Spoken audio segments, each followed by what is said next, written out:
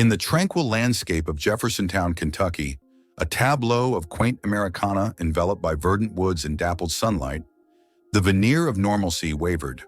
Through the picturesque streets, past tidy picket fences and bustling mom-and-pop stores, one structure stood enigmatic, its aging stones silent witnesses to a morbid secret: the St. Augustine's Church.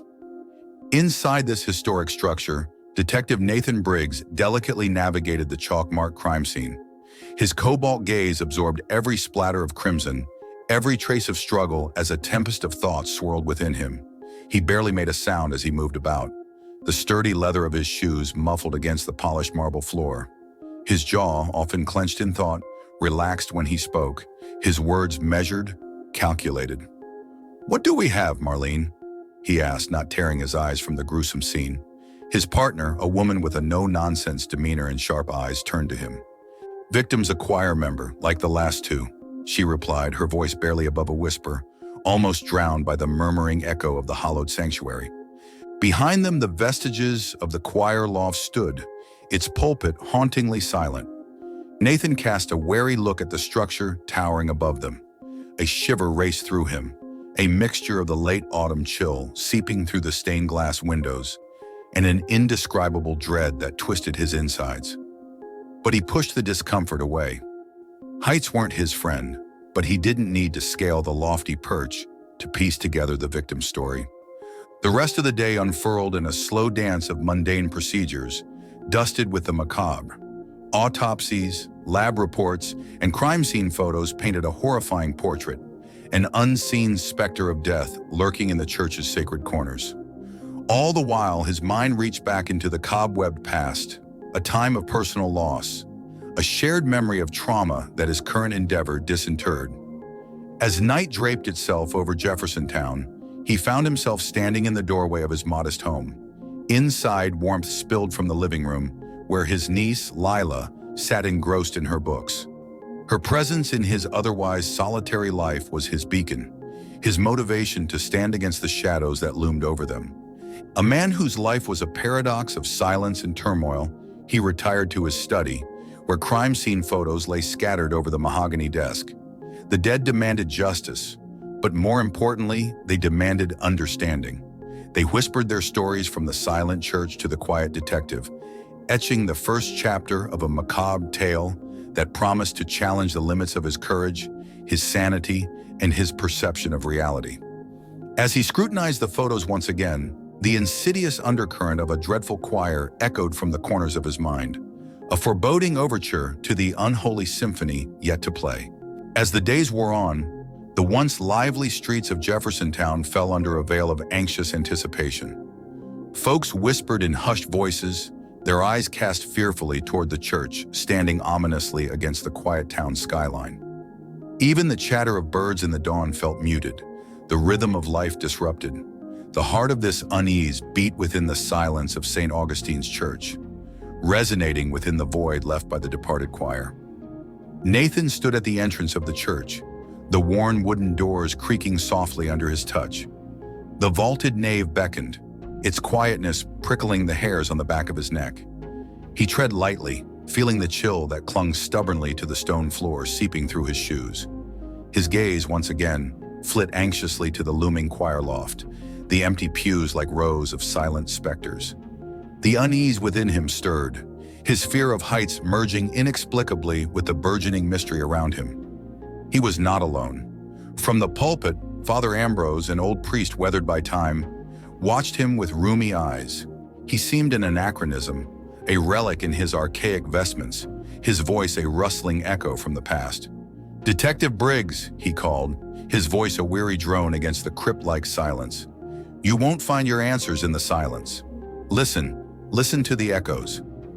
Nathan turned towards him, the enigmatic words weaving a puzzle in his mind. "Echoes, Father." "The choir," he murmured, his gaze drifting to the barren loft. "They're hymns, echoes of a song, not of this world." Nathan didn't understand, yet he felt an inexplicable shiver course through him. His nights had been fitful, filled with fragments of haunting melodies and shadows that danced just at the edge of his consciousness.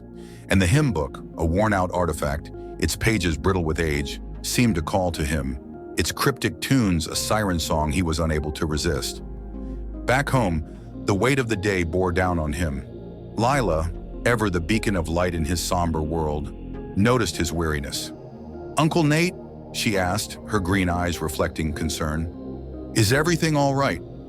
He nodded, offering a thin smile that did little to assuage her worry. In the silence of his study, the hymn book lay open on his desk. As he traced the aged lyrics, he felt an indescribable chill envelop him. That night, sleep eluded him as he tossed and turned, the surreal melodies of the hymns weaving an eerie lullaby. The shadows of his dreams seemed alive, whispering, watching, waiting. The fear of the abyss returned, a vertigo of the mind as if he were standing at the edge of a cosmic chasm. As dawn broke, he awoke, sweat-soaked and shivering, the echoes of the dream choir's song still ringing in his ears. He realized, with a sinking dread, that he was not merely investigating a series of murders. He was descending into a cryptic world that hummed with a tune not of this earth, a chilling symphony that promised to pull him deeper into the shadows. The sun, a searing orange disk, dipped low in the sky, casting long shadows that seemed to dance and twirl with the unseen winds of Jeffersontown. Nathan, however, found no reprieve in the setting sun or the tranquility it often brought. His mind was a whirlwind of cryptic melodies and unspoken fears, all revolving around the antique hymn book. Within the worn pages of this seemingly innocuous artifact, he uncovered a horrifying truth. The hymns were not mere songs, they were invocations, summons for the entities that thrived in the darkest corners of the cosmos. The choir had unknowingly served as the conduits for these travelers, their harmonious melodies breaching the boundaries between dimensions. And now, with the veil thinned, the dangers they posed were not only for the departed choir, but also for the entire town, and perhaps, most worryingly, his beloved Lila. He found himself once more in the cold, silent expanse of the church, now filled with an unspeakable dread. As he stood in the ominous quietude, Father Ambrose's cryptic words played over in his mind.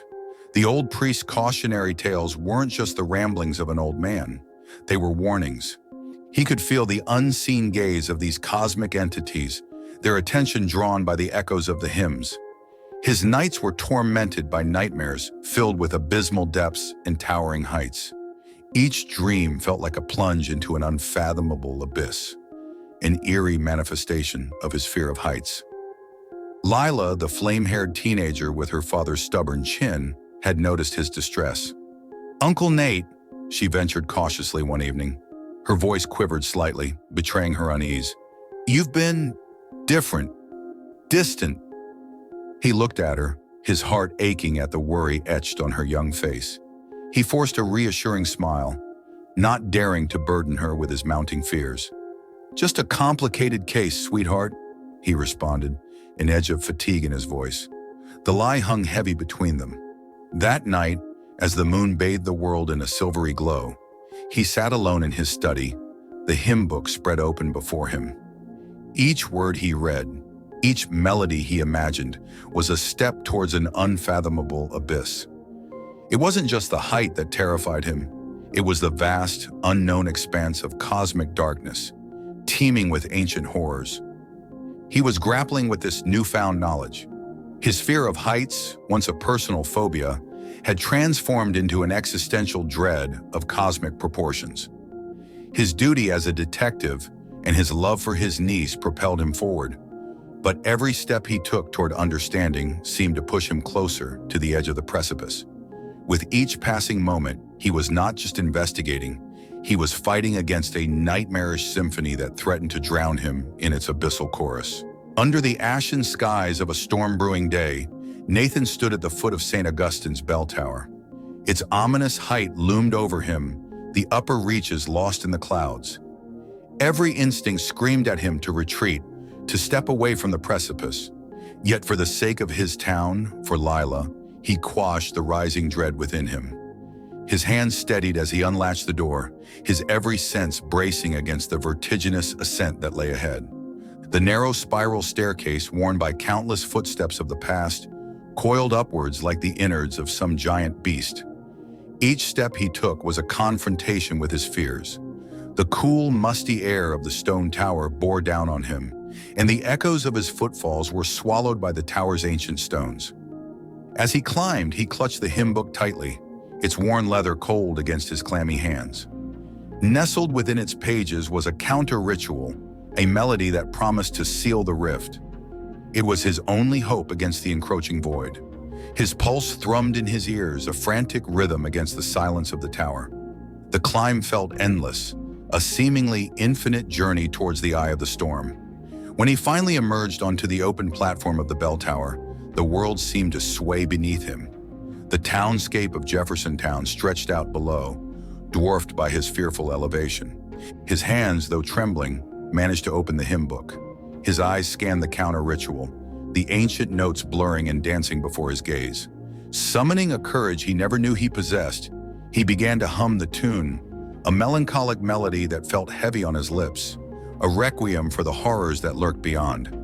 The sky responded.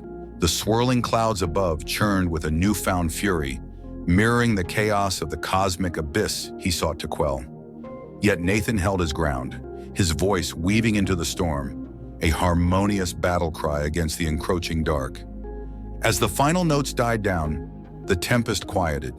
An uncanny silence fell over Jeffersontown, the town holding its collective breath. He'd done it. The rift was sealed. The hymn book fell from his trembling hands, fluttering down the tower's heights in a spiraling dance. The descent felt longer than the climb up. His every step was heavy, echoing the weariness in his bones. The town might have been saved, but the scars of the cosmic horrors remained etched in his being, a reminder of the dread that persisted. He returned home that night. His smile was a tired curve on his weather-beaten face, but it was genuine when he greeted Lila. Yet within him was a knowing weariness, a silent acceptance of a world far larger and far more terrifying than he'd ever fathomed. He'd escaped the abyss, but he was forever changed, carrying within him a haunting symphony, an intimate knowledge of the cosmos' unspeakable vastness, and the promise of the hymn book's existence.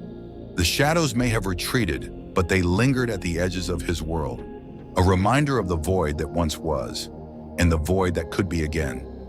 His story ended not with an absolute victory, but with a bittersweet truce, a cosmic horror ever waiting in the wings. Thank you for tuning in. If you enjoyed our content, show your support with a like and subscribe, and stay notified by hitting the bell icon. Expect more cosmic horror from Eldritch Tales Factory, and feel free to explore our other stories. See you in the next video.